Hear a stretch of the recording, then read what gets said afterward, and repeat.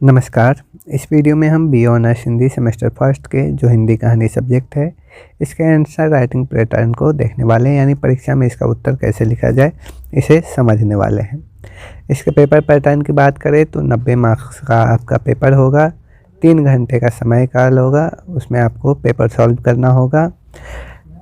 90 number का विभाजन की बात करें तो आपको 2 सप्रसंग व्याख्या का प्रश्न होगा 10-10 नंबर का, जो कि 20 नंबर का सप्रसंग व्याख्या होगा। फिर 17 नंबर के 2 क्वेश्चन रहेंगे जिसमें मूल संवेदना, प्रतिपाद्य, तात्विक समीक्षा आदि रह सकते हैं। तो 17 दूनी 34 नंबर का ये हो गया और फिर 20 नंबर का वो। फिर इसके बाद एक प्रश्न 16 नंबर का रहेगा, उसमें भी मूल संवेदना, प्रतिपाद्य और तात्विक समीक्षा में से कुछ रह सकता है। फिर 2 प्रश्न टिप्पणी के रहेंगे जिसमें किसी कहानी का शिल्प उद्घाटित करना हो या फिर किसी पात्र का चरित्र चित्रण करने के लिए रहेगा, तो वो 20 नंबर का रहेगा। सारे प्रश्न में आपको ऑप्शनल रहेंगे। सब प्रसंग व्याख्या में 4 प्रश्न रहेंगे जिसमें से 2 करना होगा। बाकी सारे प्रश्न में 2 में से 1 प्रश्न आपको करने होंगे, सब में अथवा में 1 प्रश्न रहेगा। इस प्रकार इसका पेपर पैटर्न हुआ।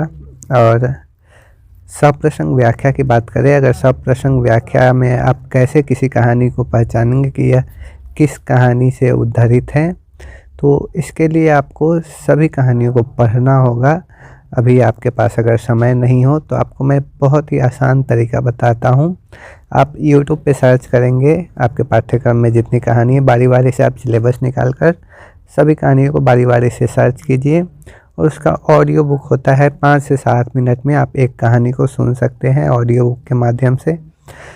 तो सारे कहानियों का ऑडियो आप YouTube पर सुन लीजिए, ताकि उसमें आपको सुनना है कि कहानी में क्या बताया गया है, फिर उसके पात्र, मुख्य पात्र कौन कौन से हैं।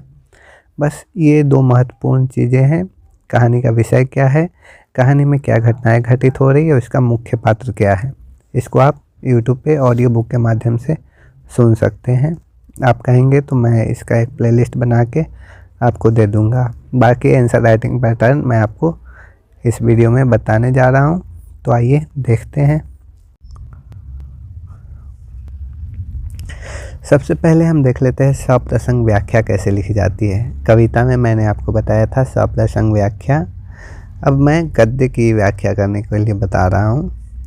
सप्रसंग व्याख्या से आशय है कहानी के किसी अंश या घटना को उसके संपूर्ण कथानक और पात्रों और परिस्थितियों के संदर्भ में स्पष्ट करना। यह केवल पंक्ति का अर्थ नहीं होता, बल्कि उस अंश के भाव, संकेत और उद्देश्य को समझाता है। इसके लिखने के तरीके की बात की जाए तो इसमें भी बिल्कुल कविता में जैसे हमने लिखा था संदर्भ, प्रसंग, व्याख्या, विशेष, तो इसमें भी उसी प्रारूप में लिखेंगे। सबसे पहले हम संदर्भ लिखेंगे। संदर्भ में हम लिखेंगे कि यह गद्यांश जो है वो किस कहानी से उद्धृत है और मतलब किस गद्य विधा से उद्धृत है और इसको किसने लिखा है। लेखक का संक्षिप्त परिचय हम संदर्भ में दे सकते हैं, उन्होंने और कौन कौन सी कृतियों का रचना की है। फिर इसके बाद प्रसंग लिखा जाता है। प्रसंग में आपको बताना है कि यह अंश किस स्थिति में आया है, यानी कि इसका बैकग्राउंड बताना है। इसमें कौन सा पात्र यह बोल रहा है, कथा किस मोड़ पर है, मतलब कथा के किस मोड़ पर यह घटना घट रही है, ये सारे प्रसंग में बताएंगे, यानी बैकग्राउंड हम प्रसंग में बताते हैं। फिर व्याख्या हमें बताना है। व्याख्या में हम उस अंश का भावार्थ लिख देंगे, यानी जो उसको पढ़ के हमें समझ में आ रहा है वो सरल भावार्थ हम उसमें लिखेंगे। उसमें कौन कौन से सामाजिक, मनोवैज्ञानिक और वैचारिक संकेत देखने को मिल रहा है उसका विश्लेषण करेंगे। और साथ ही इस तरह की और भी अगर किसी कहानी में आपने पढ़ा हो तो उसका भी वर्णन यहाँ कर सकते हैं, तुलनात्मक वर्णन कर सकते हैं और उदाहरण भी बीच में दे सकते हैं कि यहाँ पे ये लिखा गया है डबल इन्वर्टेड कॉमा में, और फिर उसको एक्सप्लेन कर सकते हैं। इस प्रकार से आप व्याख्या लिखेंगे। फिर विशेष में वही व्याकरणिक चीज़ें जो कि शिल्प की दृष्टि से इसमें किस प्रकार की भाषा का प्रयोग किया गया है, कहाँ पे कौन सा अलंकार आया है, ये सारी चीज़ें शिल्प में। फिर कथा के विकास में उसकी भूमिका कैसी है, लेखक का उद्देश्य लिखने का क्या है, इसका केंद्रीय विषय कहानी का क्या है, ये सारी चीज़ें आप विशेष में बता सकते हैं। इस प्रकार से 4 पेज से 5 पेज का आपकी व्याख्या हो जाएंगी। फिर उसके बाद मूल संवेदना की बात करें तो मूल संवेदना से भी आपके पाठ्यक्रम में प्रश्न रहेंगे कि किसी कहानी की मूल संवेदना बताइए। तो मूल संवेदना से तात्पर्य है कि कहानी में मूल में जो उसके निहित है, केंद्रीय विषय जो उसके है, वो आपको बताना होता है कि कहानी के मूल में निहित मानवीय अनुभूति या भावनात्मक चेतना जो पूरी कथा को संचालित करती है, उसे हम मूल संवेदना में बताते हैं। अलग अलग प्रकार की संवेदनाएं होती हैं जो यहाँ बताई गई है। इसमें पीड़ा का वर्णन है, करुणा का वर्णन है, संघर्ष का वर्णन है। तो इन सारी चीज़ों में से जो आपको मतलब लगे वो आप मतलब बता सकते हैं कि इस कहानी में इस जगह पे यह वर्णन किया गया, उदाहरणों के माध्यम से उसका आप विस्तृत वर्णन करेंगे। मूल संवेदना विवेचन करते समय यह स्पष्ट किया जाता है कि पात्र किन भावनाओं से गुजर रहा है और लेखक किस अनुभूति को उभारना चाहते हैं, यानी कहाँ पे कौन सी घटना घटित हो रही है कहानी में। एक कहानी में कई घटनाएं घटित होती है, तो कहाँ पे कौन सी घटना घटित हो रही है और उसका क्या उद्देश्य है लेखक का, इसे आप बताएंगे उदाहरणों के माध्यम से कि यहाँ पे लेखक ने ये लिखा है, इसका उद्देश्य ये है। तो इस प्रकार आप मूल संवेदना में बताएंगे कहानी के केंद्रीय विषय को। प्रतिपाद्य में कहानी में जो घटित हो रहा है उसको अपने शब्दों में लिख देंगे, यानी जो निचोड़ है कहानी का उसके मूल बातों को आप बताएंगे। जैसे मैंने आपको प्रतिपाद्य लिखने का तरीका कविता में बताया था कि आप अपने दोस्त को मतलब उस कविता को बता रहे थे कि इस कविता में ये बताया गया है, तो उसका आप निचोड़ ही बताएंगे, जो मूल बिंदु है उसके बताएंगे। उसी तरह कहानी का भी प्रतिपाद्य इसी प्रकार लिखा जाएगा कि लेखक द्वारा कहानी के माध्यम से प्रस्तुत किया गया मूल विचार या मूल संदेश क्या है। इसमें सामाजिक भावना को केंद्र में रखा गया है या फिर मनोवैज्ञानिक आधार पर यह कहानी लिखी गई है, राजनीतिक विचार है। इस प्रकार से आप प्रतिपाद्य को उद्घाटित करेंगे, बताएंगे। प्रतिपाद्य में यह स्पष्ट किया जाता है कि कहानी क्या कहना चाहती है, लेखक की वैचारिक दिशा क्या है, समाज या व्यक्ति की कौन सी समस्या उजागर की जा रही है उस कहानी में, इसको आप बताएंगे और उदाहरण के माध्यम से बताएंगे। तो आपका उत्तर ज़्यादा सार्थक होगा और ज़्यादा बड़ा होगा। फिर उसके बाद तात्विक समीक्षा की बात करें। तात्विक समीक्षा का भी प्रश्न आता है। तात्विक समीक्षा से तात्पर्य है किसी कहानी के तत्वों के आधार पर समीक्षा। कहानी के 6 तत्व बताए गए हैं, जिसमें कथानक, चरित्र चित्रण, भाषा शैली, कथोपकथन, फिर उसके बाद देश काल वातावरण और उद्देश्य। इस तरह से 6 तत्व है कहानी के। तो इन तत्वों के आधार पे आप इसकी समीक्षा करेंगे। सबसे पहले आप कथानक लिखेंगे कि उसका कथानक यानी कथा वस्तु जो उसका है, घटनाक्रम कहानी में, वह किस प्रकार से है, वह सरल है या फिर जटिल है, क्या घटनाएं एक दूसरे से जुड़ी हुई हैं। जब एक दूसरे से जुड़ी होगी तो कहानी प्रवाहमय होगी, तभी वो कहानी मतलब ज़्यादा सार्थक हो सकेगी। फिर क्या यह कहानी में उत्सुकता है या मतलब कहानी में घटनाएं जो घटित हो रही है उसमें गति है या नहीं, कसाव होना चाहिए, यानी जब हम एक घटना को पढ़े तो ऐसा लगे कि इसके बाद क्या होगा, इस तरह की रोचकता उसमें है कि नहीं, उसकी कथा वस्तु कैसी है, उसका विषय क्या है, ये आप कथानक में बताएंगे। फिर पात्र और चरित्र चित्रण है। पात्र में आप बताएंगे कि कौन सा मुख्य पात्र है, कौन सा गौण पात्र है, यानी जो केंद्रीय पात्र होते हैं, जो केंद्रीय चरित्र होते हैं, जैसे फिल्मों में हम नायक कह देते हैं, वो कौन है, और उसके साथ जो और भी कहानी में पात्र हैं वे कौन कौन से हैं, ये मुख्य पात्र और गौण पात्र हो जाते हैं।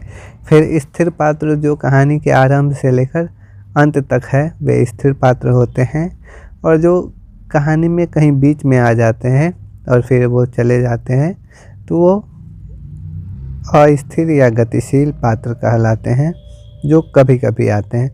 तो इस तरह से आप पात्रों और चरित्र चित्रण करेंगे। चरित्र चित्रण में आप बताएंगे कि कौन सा पात्र कैसा है। पहले आप चरित्र चित्रण में मुख्य पात्र बताएंगे, मुख्य पात्र में कौन कौन सा पात्र है, फिर उसकी विशेषता उसमें लिखेंगे और गौण पात्र फिर इसी तरह से आप बताएंगे। फिर इसके बाद कथोपकथन यानी संवाद है, यानी संवाद स्वाभाविक है, पात्रानुकूल संवाद होनी चाहिए कहानी में। तो क्या पात्र के अनुकूल है कि नहीं, कोई ग्रामीण परिवेश का आदमी है वो इंग्लिश बोलने लग रहा है तो ये गलत हो जाएगा ना। तो उस तरह से पात्रानुकूल भाषा का प्रयोग, संवाद का प्रयोग इसमें किया गया है, ऐसा आप लिख सकते हैं। फिर भाषा शैली है, भाषा में किस प्रकार का प्रयोग किया गया है, जन सामान्य की भाषा है या प्रबुद्ध वर्गों की भाषा है, जटिल है, संस्कृत निष्ठ है या फिर सरल भाषा है, किस प्रकार की भाषा शैली का प्रयोग लेखक ने किया है, उसमें अलंकार का प्रयोग कितना है। फिर इस तरह से आप भाषा शैली में बताएंगे कि भाषा गंभीर है, हल्के फुल्के व्यंग्यात्मक भाषा है। फिर व्यंग्यात्मक के अलावा आप बता सकते हैं कि संवाद शैली में भाषा का प्रयोग किया गया है, यानी एक पात्र बोल रहा है फिर दूसरा पात्र बोल रहा है। तो इस प्रकार से आप भाषा शैली को बता सकते हैं। फिर उसमें अगला तत्व है कहानी का देश काल और वातावरण, यानी किस परिदृश्य में, किस पृष्ठभूमि पर इस कहानी की रचना की गई है। ग्रामीण परिवेश है, आंचलिक परिवेश है, शहरी परिवेश है, इस तरह से आप परिवेश बताएंगे देश काल और वातावरण में। ये कहानी का 5वां तत्व है।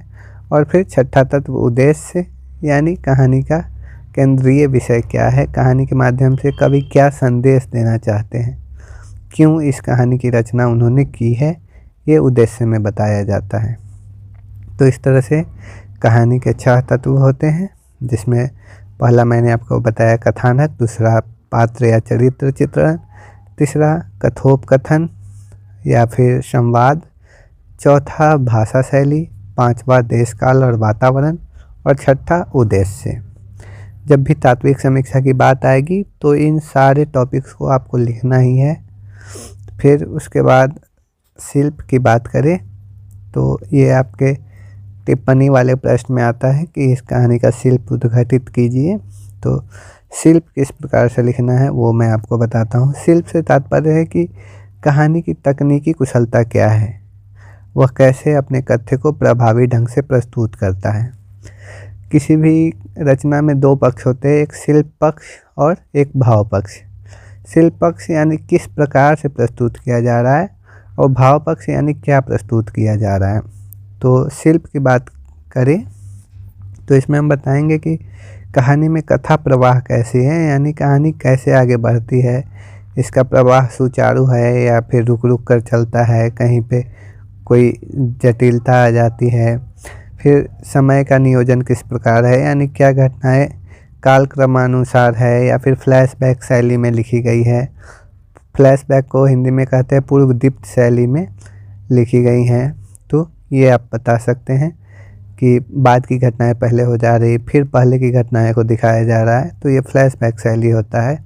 फिर आप बता सकते हैं कि दृश्य निर्माण किस प्रकार कथाकार ने किया है, यानी दृश्य को कितने विस्तार से चित्रित किया गया है, किस प्रकार का बिंब विधान है, इस सारी चीज़ों को आप बता सकते हैं।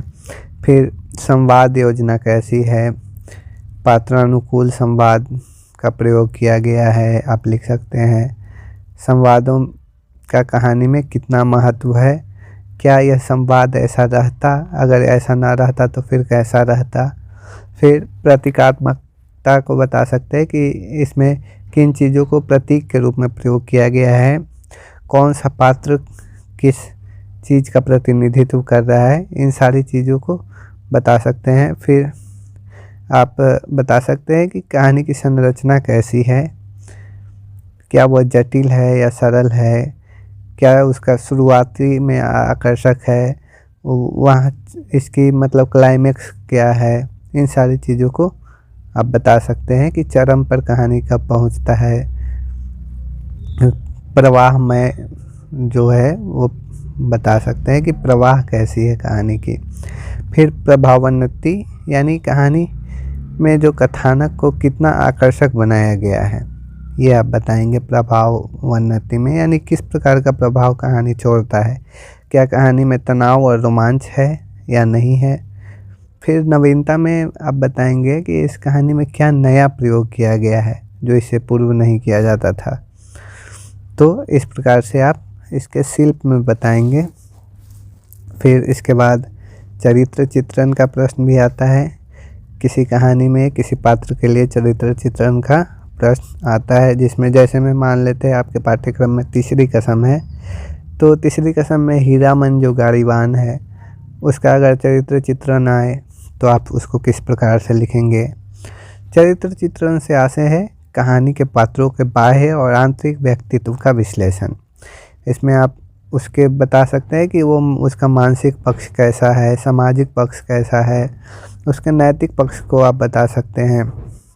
इस तरह से वह पात्र मुख्य पात्र है या गौण पात्र है, वह प्रतीकात्मक पात्र है, इन सारी चीज़ों को आप चरित्र चित्रण में बताएंगे। फिर उद्देश्य की बात करें तो उस पात्र का क्या उद्देश्य है,